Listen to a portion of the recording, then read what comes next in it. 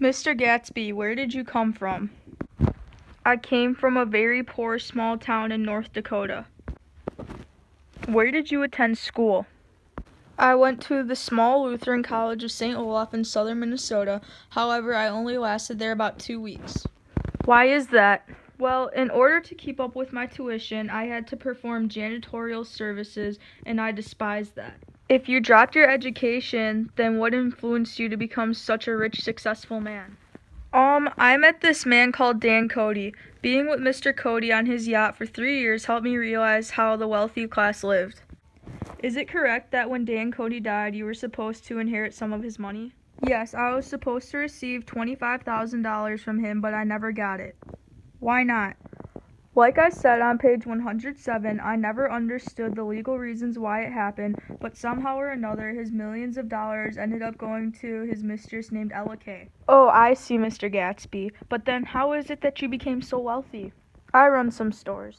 What kind of stores? I can't tell you how ashamed I am by this, but if you must know, I run drugstores. And what is sold at these stores? Illegal alcohol. I see. So is this why you have to take calls from random cities? Unfortunately, yes. On page 51, a man called Owlwise is marveling over the unread books in your library. Why do you have so many books? Because I like to read. Mr. Gatsby, I don't think that's true, sir, because they were all still in the wrapping. What's the point of investing so much money on books if you don't even bother to read them? I guess it just goes with the rest of my house. So it's just for show? I mean, I guess you could say that. Speaking of your house, you throw some pretty wild parties there. I agree. I have one every weekend. Mr. Gatsby, that seems a little odd to me too. I notice there's some people who get very drunk at your parties, but you've never drank alcohol at them. Why? Well, you see, that Mr. Cody I was telling you about before was an alcoholic. On page 107, it was mentioned that it was indirectly due to him that I drink so little. Oh yes, I'm so sorry, sir. So, in chapter 3, Nick says, I believe that on the first night I went to Gatsby's house, I was one of the few guests who had actually been invited. People were not invited. They went there. Why do you have so many people you do not even know attending your parties? I don't know. I guess I have the money to throw them now. Mr. Gatsby, are you sure that's the only reason? Yes. I want my parties to get bigger and bigger. I want my name to get around. Did you want a specific group to hear about your parties? Well, I guess I wouldn't say a group, more like a special someone. Is it a woman? What's her name? Daisy. Daisy? You mean the same Daisy that is married to Tom and has a 2-year-old child? Yes, that Daisy. Why are you going for her when you know she's married? Because I met her first, in Louisville. We were young and in love until I had to go overseas during the war. Okay. So does she have anything to do with why you bought your house across the bay from her and Tom? She has everything to do with it. I wanted to be close to her. Okay, so moving on.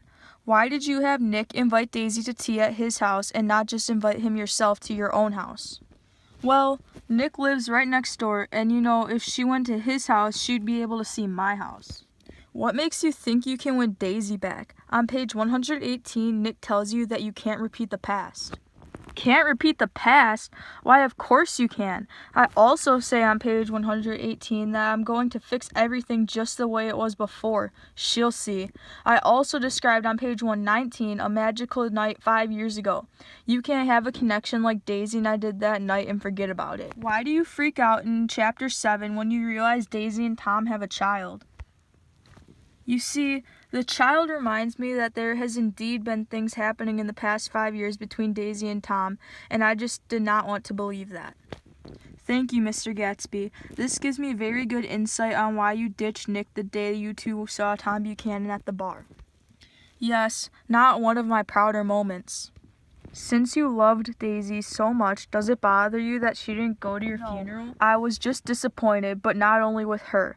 Her and Tom fled because of the death of Myrtle. My business partner Wolfsheim didn't come because he was a gangster and wanted no association with me.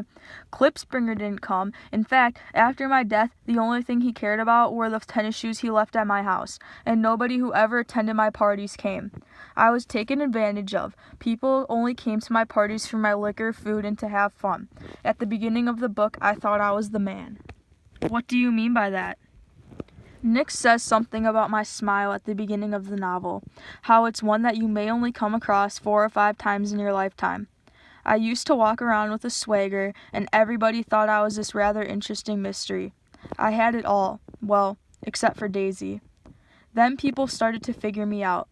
I revealed my love for Daisy. My bootlegging occupation became publicized because of my interference between Tom and Daisy. Myrtle also had to die because of that. It just all went downhill from there. All right. Well, thank you so much, Mr. Gatsby. I think we can wrap this interview up now. No, thank you, old sport.